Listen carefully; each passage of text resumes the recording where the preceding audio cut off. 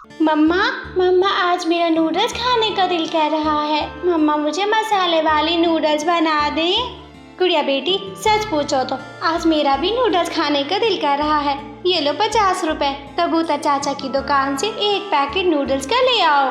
गुड़िया खुश हो जाती है, अपनी मम्मा से 50 रुपए लेकर कबूतर चाचा की दुकान की तरफ चली जाती है। कबूतर चाचा ये ले 50 रुपए और मुझे एक पैकेट नूडल्स का दे दे। रुको बेटी, थोड़ा पैकेट पे मट्टी लगी है, मैं साफ करके देता हूँ। कबूतर गुड़िया को एक पैकेट नूडल्स का साफ करके दे देता है। गुड़िया वो नूडल्स का पैकेट लेकर अपने घर जा रही थी कि रास्ते में भूखा जग्गू देख लेता है। गुड़िया गुड़िया रुको। हाँ बताओ जग्गू, जल्दी बताओ। चलो गुड़िया हम झरने पे जाते हैं, वहाँ पर खेलते हैं। नहीं जग्गू, मेरी मामा मेरा इंतजार कर रही है, मैं नूडल्स लेने आई थी। मैं जब तक नूडल्स नहीं खाऊंगी तब तक झरने पे नहीं जाऊंगी। गुड़िया गुड़िया पीछे देखो, तुम्हारे पीछे भूत है। गुड़िया पीछे देखती है तो जग्गू कौवा उसका नूडल्स का पैकेट उठाकर भाग जाता है। जग्गू कौवा गंदा है, बहुत गंदा है, मेरा नूडल्स का पैकेट ले गया। गुड़िया रोते हुए घर चली जाती है। मम्मा मैं ये नूडल्स का पैकेट गुड़िया से छीन कर लाया हूँ, मुझे जल्दी से ये नूडल्स बना दें। जग्गू बेटा अभी उसे भिद्दी चिड़िया जग्गू बेटा अभी वो चिड़िया बाहर रोती हुई आ जाएगी। जग्गू बेटा अभी उसकी माँ आ जाएगी और फिर हमसे ये पैकेट लेके चली जाएगी। मम्मा चिड़िया आंटी आए तो आप गालियाँ देकर उसको भगा देना, वैसे भी जंगल के सारे पक्षी आपसे कितना डरते हैं। ये मेरा छोटा सा बेटा जग्गू भी जानता है कि जंगल के सारे पक्षी गोरी कौवे से डरते हैं। जग्गू बेटा तुम मुंह हाथ धो लो, मैं तुम्हारे लिए जब तक नूडल्स बनाती हूँ। मम्मा वो जग्गू का बच्चा आज फिर मेरा नूडल्स का पैकेट लेकर भाग गया है।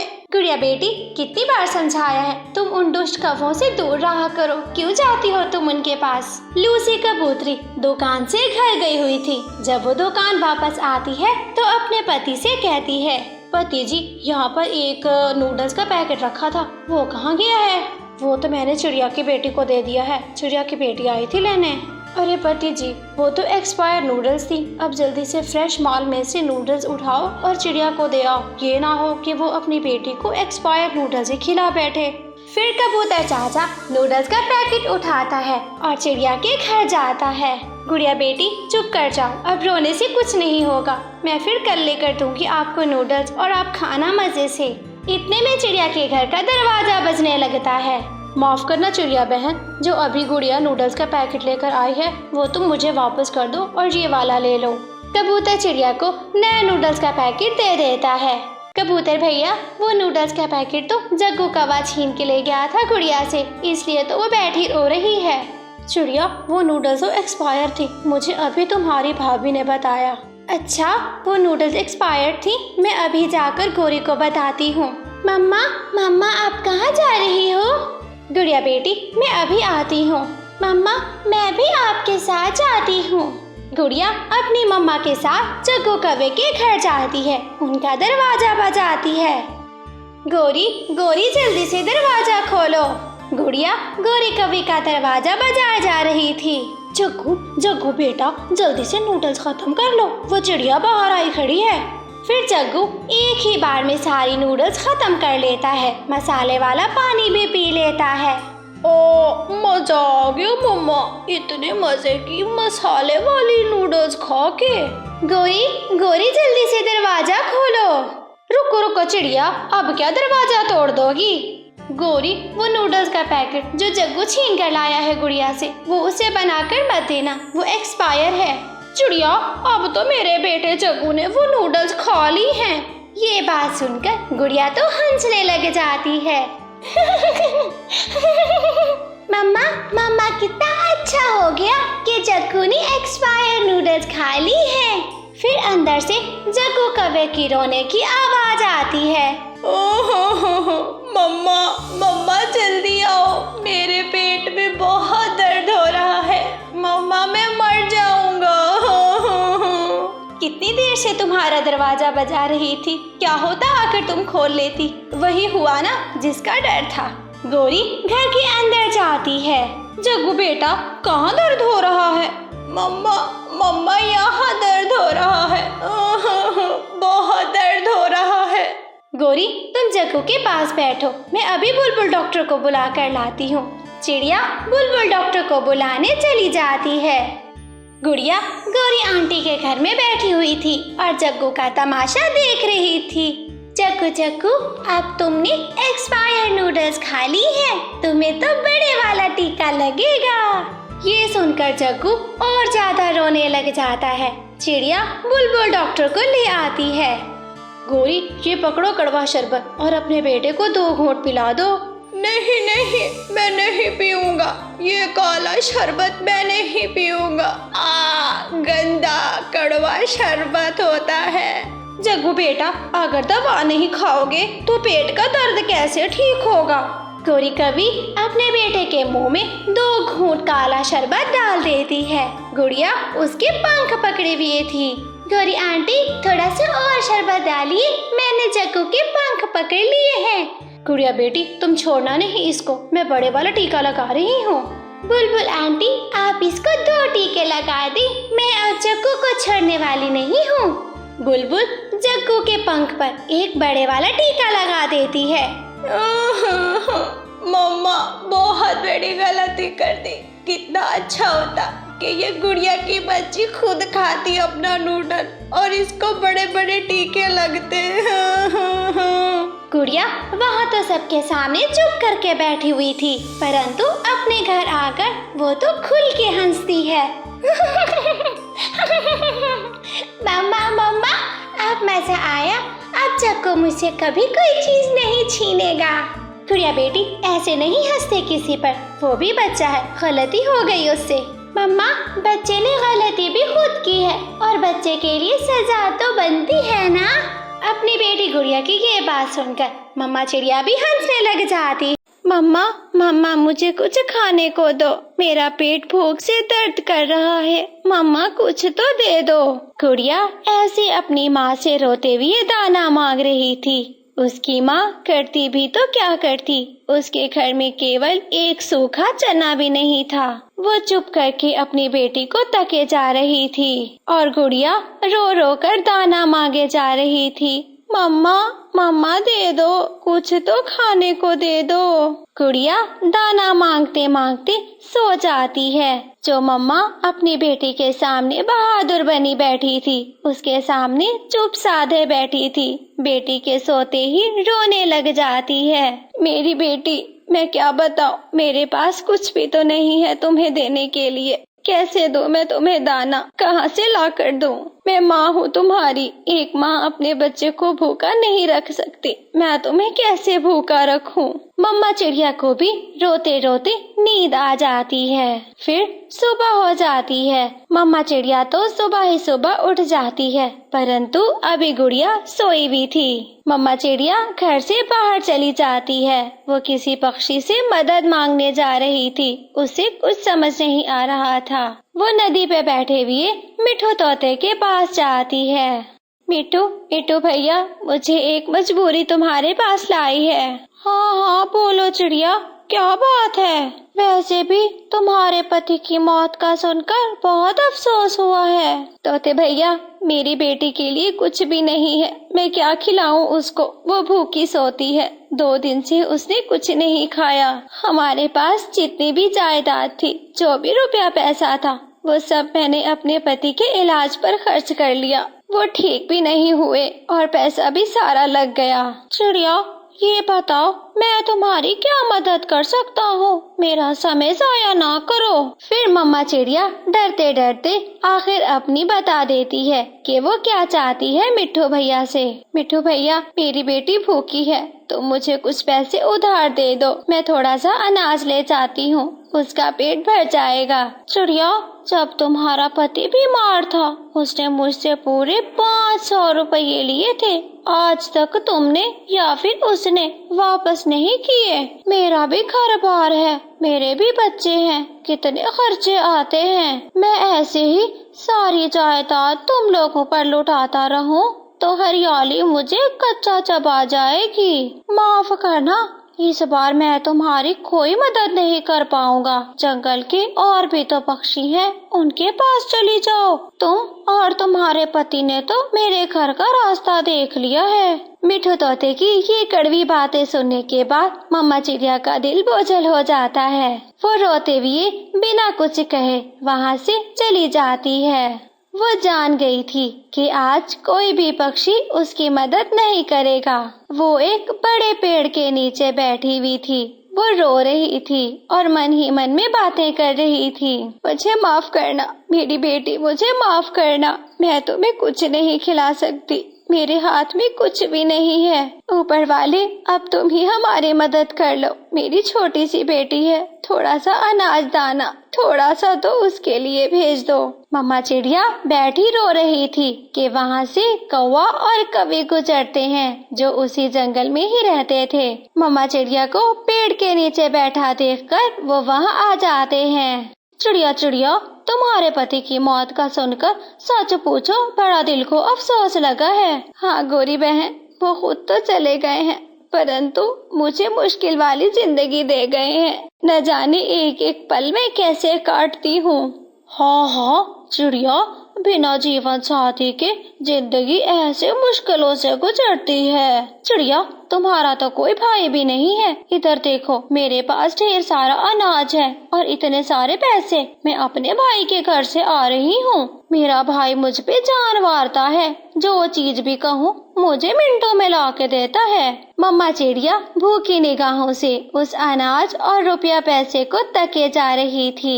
वो अभी सोच ही रही थी कि इनसे कुछ दाना और थोड़े से पैसे उधार मांग लूं। वहीं गोरी और कालू तुरंत उड़ जाते हैं। फिर शाम हो जाती है। मम्मा चिड़िया घर जाने से कतरा रही थी कि वो आज अपनी बेटी को क्या मुंह दिखाएगी। आज फिर गुड़िया मुझसे दाना मांगेगी। मैं क्या बोलूँगी कि सुबह की निकली हुई तुम्हारी मम्मा केवल एक दाना भी नहीं ला सकी तुम्हारे लिए। फिर आखिर क्या करती। रात हो जाती है। बेटी की भी चिंता थी मम्मा चिड़िया को। वो अपने घर चली जाती है। मम्मा ये क्या हुआ? आपकी आँख इतनी लाल क्यों है? क्या आप रोती रही हो? मम्मा पक्का प्रॉमिस, मैं आज के बाद दाना नहीं मांगूंगी। आज के बाद तंग भी नहीं करूंगी। मम्मा मैं ऐसे सो जाऊंगी, जैसे ही आंखें बंद करूंगी मुझे तो नींद आ जाएगी। भूख का पता भी नहीं चलेगा। गुड़िया मेरी बेटी, मुझे माफ कर दो। आज फिर तुम्हारी मम्मा तुम्हारे लिए कुछ ना ला पाई। माफ कर दो मेरी छोटी सी गुड़िया। तुम्हारी मम्मा बहुत मजबूर है। मजबूरी के साथ साथ तुम्हारी मम्मा गरीब भी बहुत है। ऐसे मम्मा चिड़िया फूट फूट कर रोने लगती है।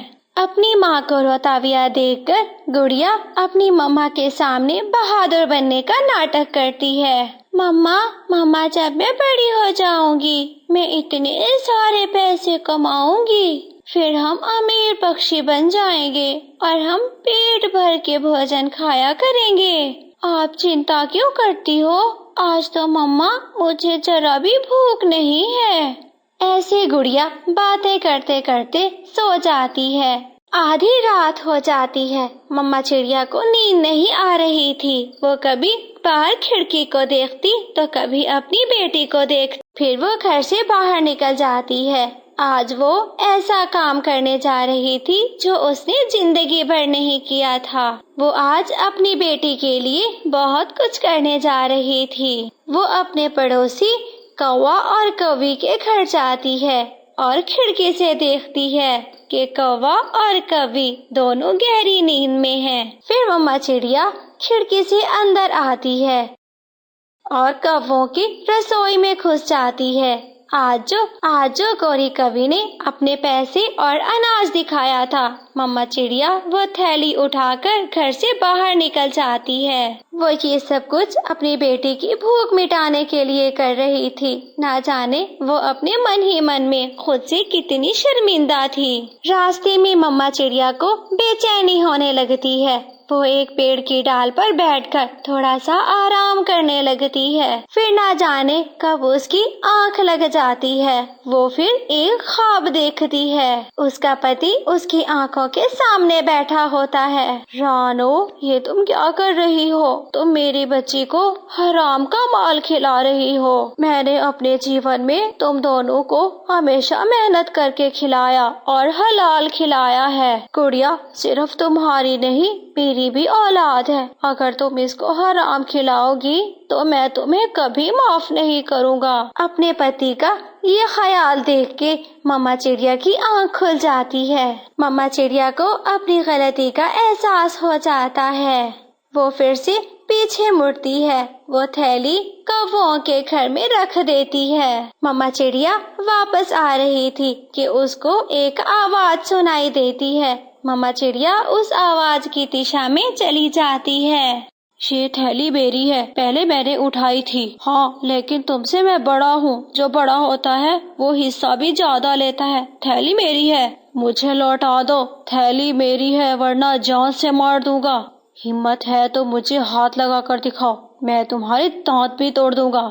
दो उल्लू ऐसे आपस में लड़ रहे थे। लड़ते लड़ते वो एक दूसरे को जान से मार देते हैं। उनकी थैली वहीं की वहीं रह जाती है। फिर मम्मा चिड़िया ये सब देख रही थी। वो उन उल्लुओं के पास जाती है। वो देखती है कि दोनों उल्लू मरे पड़े हैं। वो अपने कांपते हुए पंखों से थैली उठाती है। उस थैली को उठाकर सीधा अपने घर चली जाती है। घर आकर जब मम्मा चिड़िया वो थैली खोलती है, वहाँ से तो सोने के सिक्के निकल आते हैं, जिन्हें देखकर मम्मा चिड़िया हैरान हो जाती है। वो फिर अपनी बेटी की ओर देखती है। शायद ऊपर वाला हमें वहाँ से देता है जहाँ से हमें उम्मीद भी नहीं होती है। फिर मम्मा चिड़िया को भी नींद आ जाती है। वो रात को सो जाती है। अगली सुबह हो जाती है। मम्मा चिड़िया उठकर फिर से अपनी थैली को देखती है। फिर वो अपनी बेटी गुड़िया को जगाने लगती है। गुड़िया बेटी, उठो उठो और देखो, हमारे दिन बदल गए हैं। उठो देखो, अब तुम्हें मैं पेट भरकर भोजन खिलाया करूँगी। मम्मा, ये इतना सारा खजाना हमारे पास कैसे आ गया? गुड़िया बेटी, मेरे पास समय नहीं है। मैं जल्दी से तुम्हारे लिए कुछ खाने को लाती हूँ। वापस आकर सारी बात बताऊंगी। फिर मम्मा चिड़िया कुछ सोना उठाकर वहाँ से चली जाती है। वो एक सोनार की दुकान पर वो सोना बेचकर अपनी बेटी की खाने की चीजें लेती है। वापसी पर वो मिट्ठू तोते को उसका 500 भी लौटा देती है। मिट्ठू भैया, आपका बहुत बहुत धन्यवाद। जब मेरा पति बीमार था तो आपने हमारी मदद की थी। चिड़िया, क्या तुम मुझसे नाराज हो? नहीं मिट्ठू भैया, हालात बदलते रहते हैं। जब हालात बदलते हैं तो इंसान और इंसानों के रवैये तो क्या, पक्षियों के रवैये भी बदल जाते हैं। हम तो पक्षी हैं, एक एक दाना से गुजारा करते हैं। जो इंसान इतना भोजन खाता है वो भी बदल जाता है। कल तक मैं सबके सामने हाथ फैलाने वाली थी, परंतु आज मैं देने वाली हूँ। तुम्हें जंगल में कोई भी गरीब पक्षी नजर आए, भूखा हो, बीमार हो, लाचार हो, मैं उसकी मदद जरूर करूँगी। उसे मेरे घर भेज देना। ऐसा कहते हुए मम्मा चिड़िया अपने घर जाती है। वो अपनी बेटी को अनाज देती है, मीठे फल देती है, जिन्हें गुड़िया पेट भरकर खाती है। फिर इस तरह मम्मा चिड़िया और गुड़िया अपने भूख के दिन, अपने मुश्किल दिन भूलकर अपनी नई जिंदगी शुरू कर देते हैं। प्यारे दोस्तों, हमें इस कहानी से सीख मिलती है। भला वो क्या है? वो सीख ये है, हमारे हालात जैसे भी हों, हमें बुरा काम नहीं करना चाहिए। जब हम बुरा काम नहीं करते तो ऊपर वाला हमसे खुश होता है और वो हमें ज्यादा से ज्यादा देता है। गौरी, हमारे आम के पेड़ से आम कब पकेंगे? मैं तो इंतजार कर कर के थक गया हूँ। हम कब मंडी लेकर जाएंगे और ढेर सारा मुनाफा कमाएंगे? कालू जी, अब मुझसे और इंतजार नहीं होता। मैं तो कहती हूँ यही कच्चे आम तोड़ लेते हैं और मंडी ले जाते हैं। कोई ना कोई पागल पक्षी हमसे ले ही लेगा। तभी चिड़िया भी वहाँ पर आ जाती है। कभी और कभी ये काम मत करो, अभी आम कच्चे हैं, बहुत ज्यादा खट्टे होंगे। छोटी चिड़िया, ये पेड़ हमारा है, तुम्हारा नहीं है। हमारा जो मन करेगा हम करेंगे। वैसे भी तू अपने पेड़ को देख, हमारे पेड़ पे क्यों आई है? तू अपने पेड़ का ख्याल रख, कहीं वो मोटी चोंच वाला तोता और बुलबुल ना खा जाए। चिड़िया वहाँ से चली जाती है और अपने आम के पेड़ में बैठ जाती है। मैं तो अपने आम तभी तोड़ूंगी जब मीठे, रसीले और पक जाएंगे। कवि और कौवा अपने पेड़ से वो कच्चे आम तोड़कर ही मंडी ले जाते हैं। आम आम, मीठे मीठे रस रसीले आम ले लो, पके भी ये आम ले लो। आम आम आम ले लो। पागल कवि, ये आम तो कच्चे हैं। कच्चे बेस्वाद आम कौन खाएगा? और साथ में खट्टे भी हैं। मिट्टू, मेरे आम बहुत मीठे हैं, रस रसीले भी हैं, एक बार खा कर तो देखो। लाओ, पहले एक आम दो, मैं चखकर देखूंगा। मीठे हुए मैं तभी तुमसे आम खरीदूंगा। ना ना, पहले पैसे दो, फिर ही आम लो और अपने घर जाकर खाना, यहाँ खाने भी नहीं दूंगी। मिठू तोता गौरी कवि की चालाकी को जानता है। वो बिना आम लिए वहाँ से उड़ जाता है। गौरी कवि शाम तक मंडी में बैठी रहती है, पर उसके पास एक भी पक्षी नहीं आता। आम आम, मीठे रस रसीले आम, आम ले लो, आम ले लो, मीठे मीठे आम ले लो। गौरी कवि शाम तक आवाजें लगा लगा के थक जाती है, कोई भी पक्षी नहीं आता। फिर एक चील कवि के पास आती है। कवि, ये आम खाने के तो नहीं है, हाँ, पर ये कच्चे आम मैं इसलिए लेना चाहती हूँ, मैंने अचार डालना है। अगर तुम ये सारे आम मुझे 100 रुपए में दोगी तो मैं सारे ले लूंगी। चील दी, 100 रुपए तो बहुत कम है, 200 कर लो और सारे आम ले जाओ। ना भी, देने हैं तो 100 रुपए में दो, वरना मैं तो चली, 200 में तुमसे कोई नहीं खरीदेगा। अगर ये चील भी चली गई तो मुझे कल फिर आना होगा। सुबह से लेकर शाम तक इन कच्चे आमों के लिए आवाज लगाना होगी, पता नहीं कल बिकते भी हैं कि नहीं बिकते। गौरी ऐसे सोचती है और फिर चील से कहती है, अच्छा ठीक है, लाओ 100 रुपए। गौरी 100 रुपए में वो सारे कच्चे आम चील को देती है। क्या गौरी, तुमने 100 रुपए में ही सारे आम दे दिए? तू मेरे साथ बाजार चलता तभी तुझे पता चलता। कोई भी पक्षी वो कच्चे आम लेने को तैयार नहीं था। वो तो चील दी ने आकर अचार डालने के लिए आम ले लिए, वरना हमें नदी में बहाने पड़ते वो आम। ऐसे ही कुछ दिन गुजर जाते हैं। चिड़िया के आम अब पूरी तरह पक चुके थे। अब मेरे आम पूरी तरह पक चुके हैं, आज मैं इन्हें मंडी ले जाकर बेच आती हूँ। चिड़िया अपने पेड़ के सारे आम तोड़कर मंडी ले जाती है।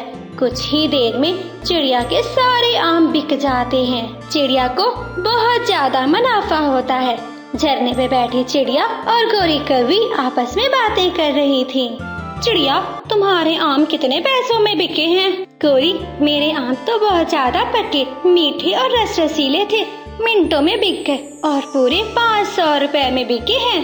500 का सुनकर गौरी की आंखें खुली की खुली रह जाती हैं। घर जाकर गौरी अपने पति कालू को बताती है। कालू, उस छोटी चिड़िया के आम पूरे 500 रुपए में बिके हैं। गौरी, इस दफा हम भी अपने अंगूर की बेल को बहुत महंगा बेचेंगे और हिसाब बराबर कर देंगे।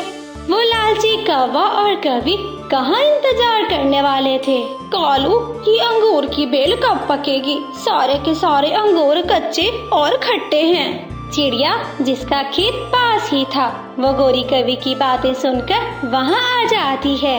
कौवा और कवि, अभी आमों को पकने में बहुत देर है, इनको पानी लगाओ, पानी मिलेगा तो जल्दी पक जाएंगे। आमों की तरह इनका भी सत्यानाश न कर देना।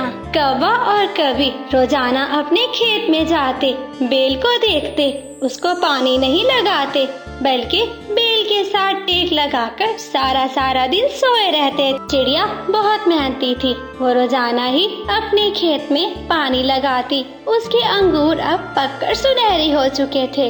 मेरे अंगूर तो गए पक, मैं आज ही बेलों से अंगूर तोड़कर मंडी ले जाती हूँ। चिड़िया अपने सारे अंगूर तोड़ती है, बैलगाड़ी पर लाद कर मंडी ले जाती है। कौवा और कवि चिड़िया को मंडी जाता देख लेते हैं। गोरी, चिड़िया के अंगूर तो गए पक, वो गई मंडी बेचने, अभी तक हमारे क्यों नहीं पके? मुझे मालूम हो क्या कालू जी, हमने अपनी अंगूर की बेल को पानी नहीं दिया, इसलिए ये तो सूखे पड़े हैं, अब कभी नहीं पकेंगे। कौवा उछलने लगता है। आइडिया गोरी, आइडिया, हम अपने अंगूरों पर सुनहरी रंग कर देते हैं, दूसरे पक्षी समझेंगे अंगूर तो पके हुए हैं, फिर देखना हमारे अंगूर मंडी में कैसे बिकते हैं। कालू, फिर देर किस बात की, जल्दी से जाओ, तुम सुनहरा रंग ले आओ, मैं इधर से सारी बेल से अंगूर तोड़ती हूँ और घर ले जाती हूँ। वो दोनों पति पत्नी ऐसा ही करते हैं। कालू, जल्दी से कुंडी लगा लो, साथ में खिड़की भी बंद कर लो, ये ना हो रंग करता हमें कोई देख ले। फिर कालू सारे अंगूरों को सुनहरी रंग कर देता है। कालू, ये वाले अंगूर तो उस चिड़िया के अंगूरों से भी ज्यादा अच्छे लग रहे हैं, अब हमें भी चिड़िया की तरह ज्यादा मुनाफा होगा।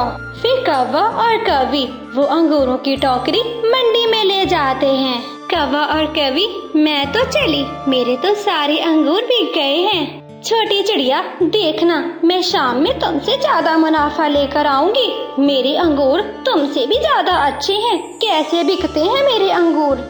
अंगूर अंगूर, मीठे मीठे अंगूर, स्वादिष्ट अंगूर, पके हुए अंगूर। माही चील गोरी की आवाज सुनकर आ जाती है। क्या बात है, ये अंगूर तो सोने की तरह चमक रहे हैं, ये अंगूर वाकई में मीठे हैं क्या? चाची चील, जो पक्षी हमारे अंगूर खाएगा बार बार आएगा। तभी वहाँ पर मिठू तोता भी आ जाता है। चील दी, मुझे पके हुए फलों की खुशबू दूर से आ जाती है, मुझे इनसे कोई खुशबू नहीं आ रही, तुम ये मत लेना, अंगूर कच्चे हैं। मोटी चोंच वाले मिठू, मैं तुम्हारी चोंच तोड़ दूंगी, चुप कर से चला जा यहाँ से, तेरी तो मैं।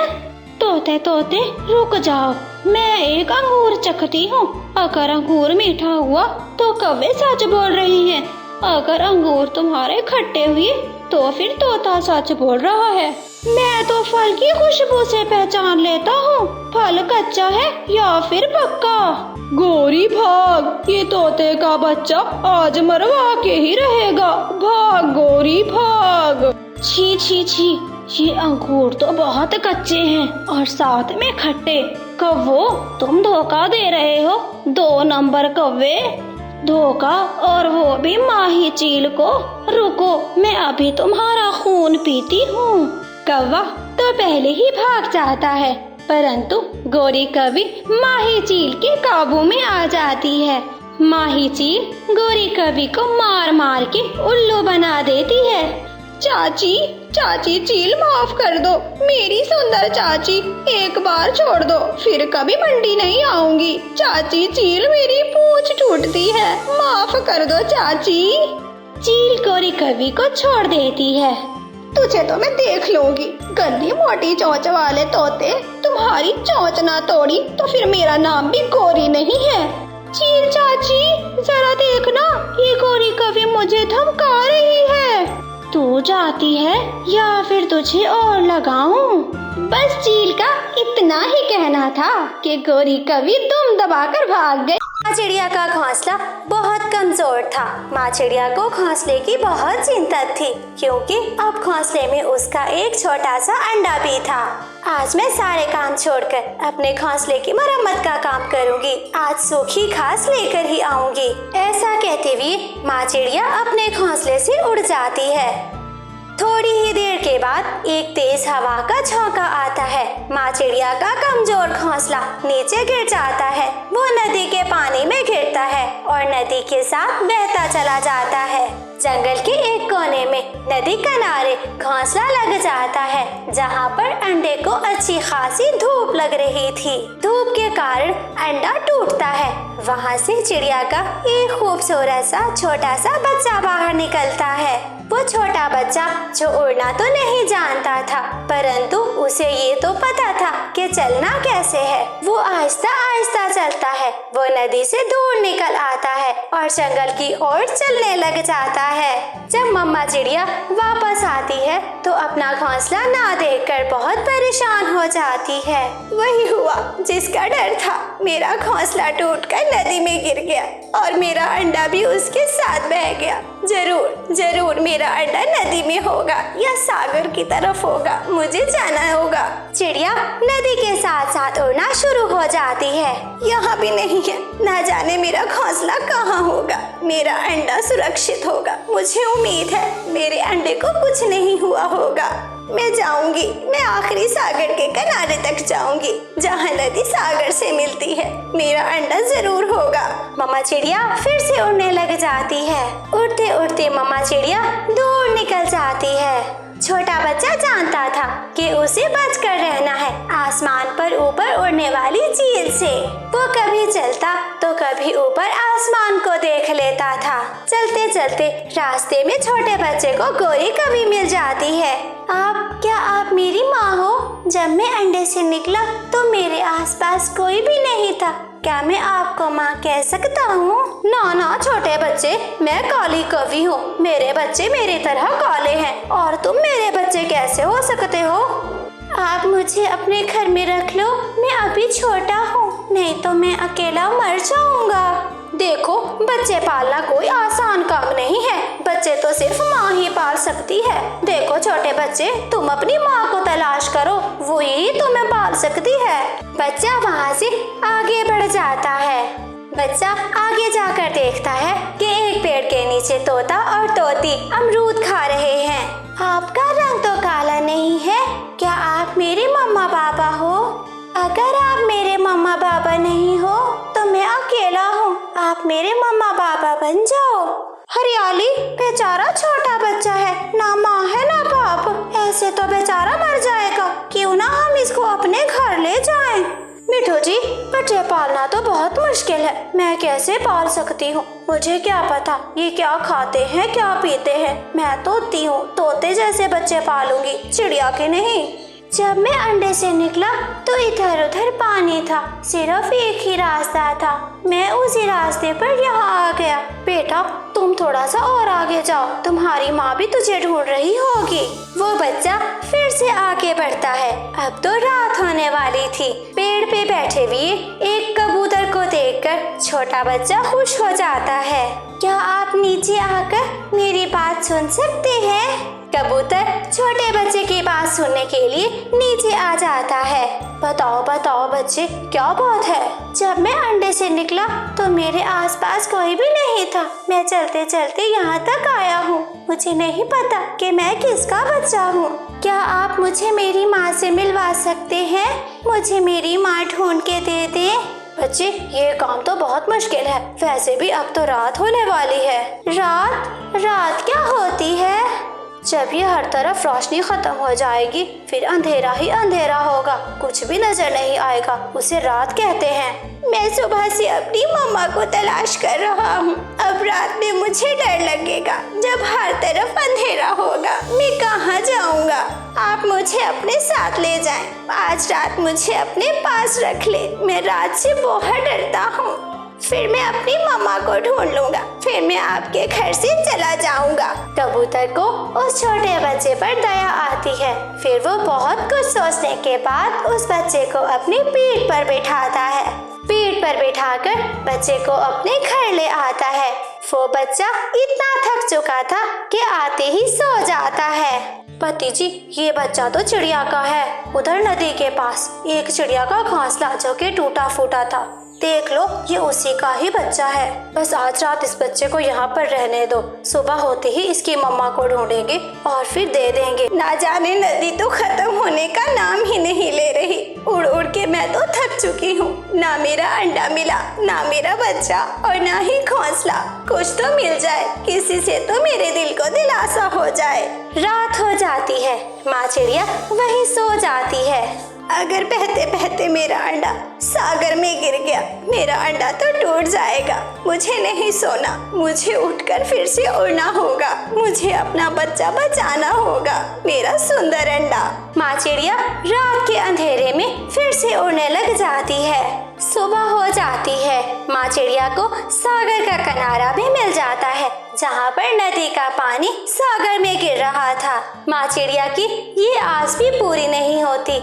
वहाँ तक कोई घोंसला, कोई अंडा और ना ही कोई बच्चा मिलता है। माँ चिड़िया के चेहरे पर मायूसी थी, आंखों में आंसू थे और फिर वो चुपके से उड़ जाती है।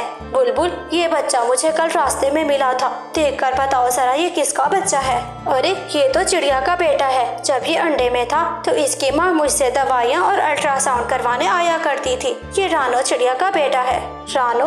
अरे वही रानो चिड़िया जो नदी के किनारे रहती है। कबूतर फिर से बच्चे को उठाता है और नदी किनारे उसी पेड़ पर पहुंच जाता है।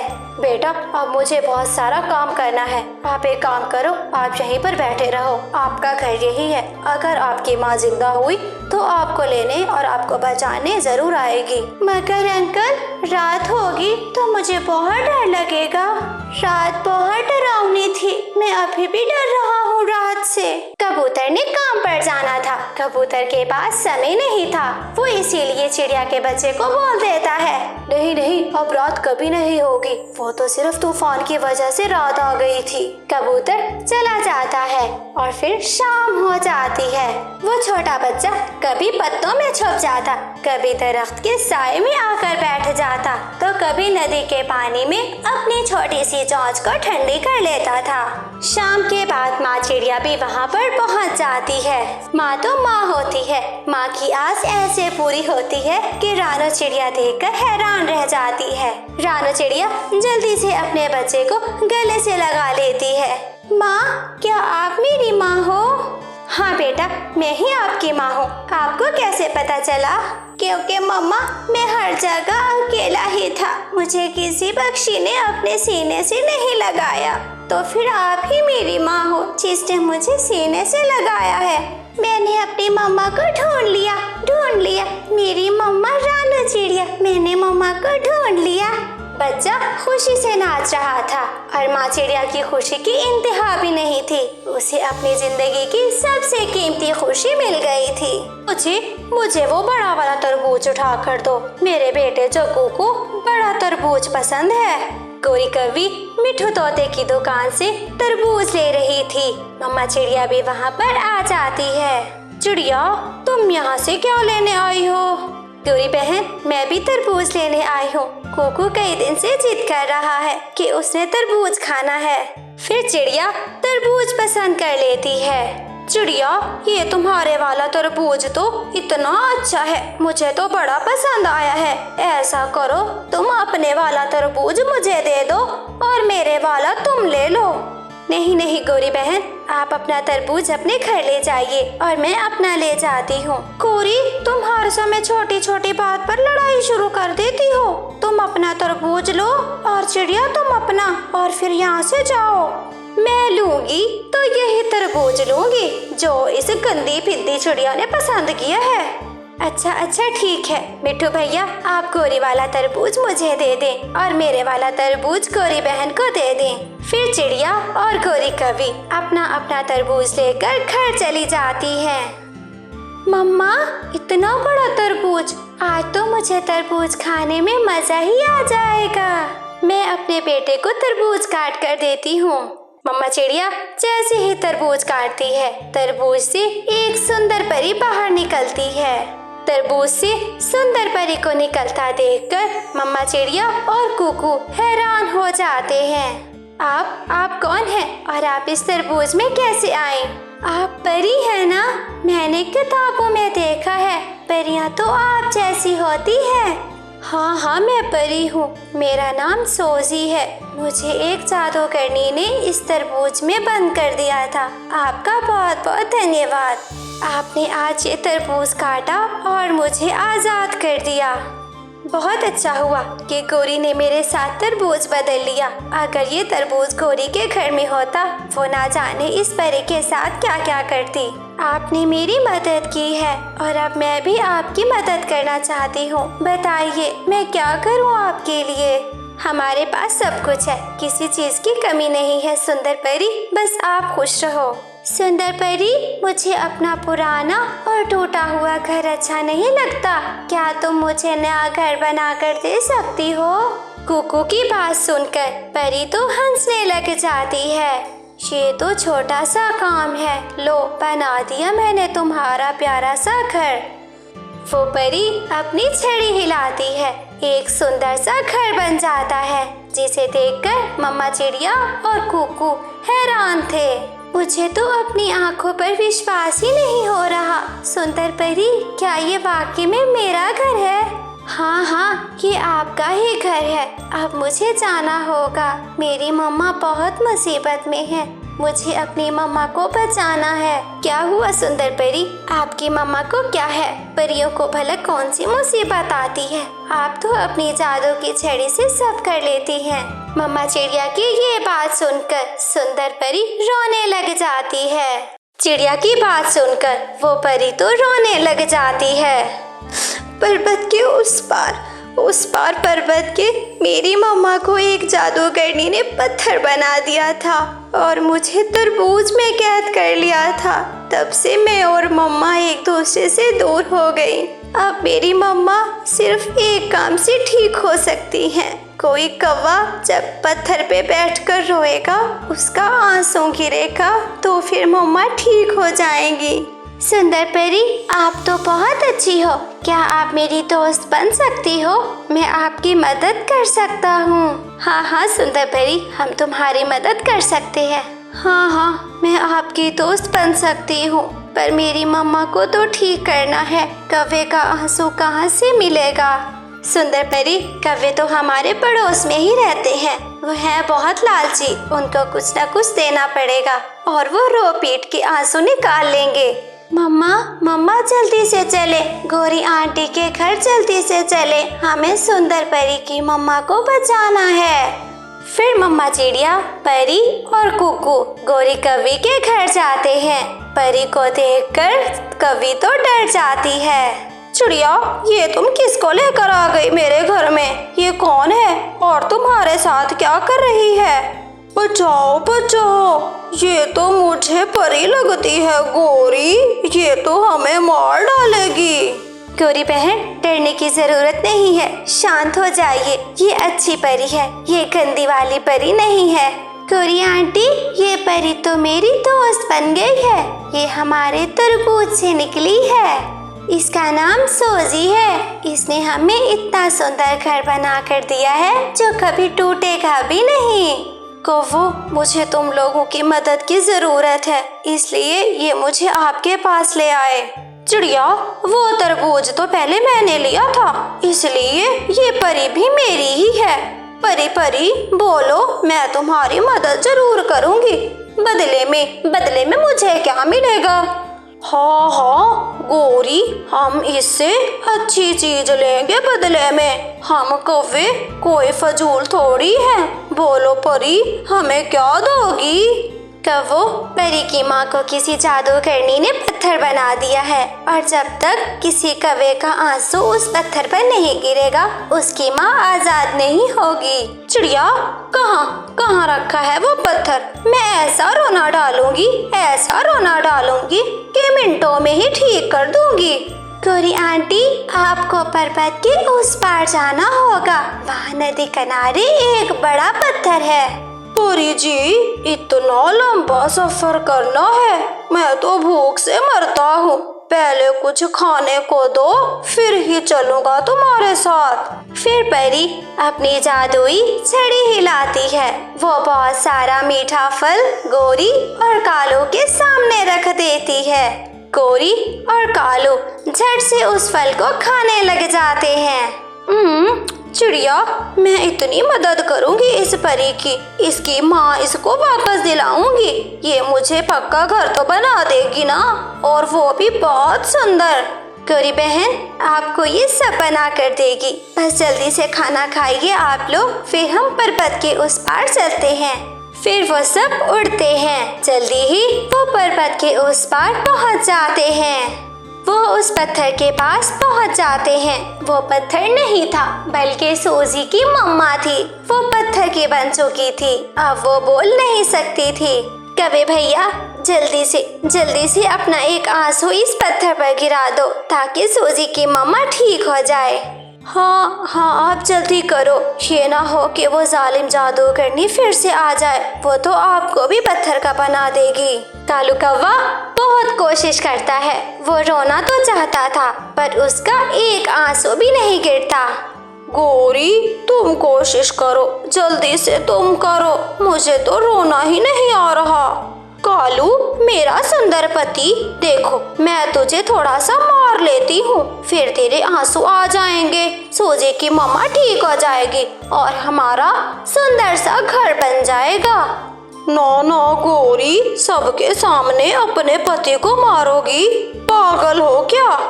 गौरी और कालू रोने की बहुत कोशिश करते हैं कि किसी तरह उनका एक आंसू गिर जाए, पर वो नाकाम हो जाते हैं। फिर चिड़िया के दिमाग में एक उपाय आती है। फिर चिड़िया बोलने लग जाती है। गौरी तुम्हें वो भूरा कौवा याद है ना, जिससे तुम चुपके चुपके नदी पर मिलने जाया करती थी? हाँ याद है, वो बड़ा मरता था मुझ पे। गौरी तुमने उस समय उससे शादी नहीं की, अब वो सारे जंगल का अमीर कौवा है, उसका इतना बड़ा कारोबार है। तुमने उसको छोड़कर इस निकम्मे कालू से शादी करके अपनी जिंदगी ही बर्बाद कर दी। चिड़िया तू ठीक कह रही है, मैंने अपनी जिंदगी के साथ बड़ा बुरा खेल खेला था, इस निकम्मे निकट्ठू कौवे से शादी करके। कितना अच्छा होता आज मैं भूरे की पत्नी होती, आज मैं एक बड़े सारे घर की मालकिन होती। गौरी कवि तो कुछ ज्यादा इमोशनल हो जाती है, उसके आंसू फिर थमने का नाम नहीं ले रहे थे। एक तो क्या, गौरी कवि 10 आंसू गिरा देती है। जैसे ही वो आंसू पत्थर पर पड़ते हैं, वो पत्थर पिघलकर सूजी की मम्मा बन जाता है। मेरी बेटी सूजी, तुमने मुझे बचा लिया। मैं तो समझ रही थी कि ना कभी कोई कौवा आएगा और ना ही कोई आंसू गिरेगा। मम्मा ये मेरे नए दोस्त हैं, इन्होंने ही मेरी मदद की है, अगर ये ना होते तो मैं कभी आपको ना बचा पाती। परी जी अब तो तेरी मम्मा तेरे पास आ गई है, अब जल्दी से मुझे घर दे दो। आप अपने घर जाकर देखिए तो सही, मैंने कितना सुंदर आपको घर बना कर दिया है। फिर सूजी और उसकी मम्मा खुशी खुशी अपने घर चले जाते हैं। इधर गौरी, कालू, कुकू और रानो चिड़िया अपने घर वापस आ जाते हैं।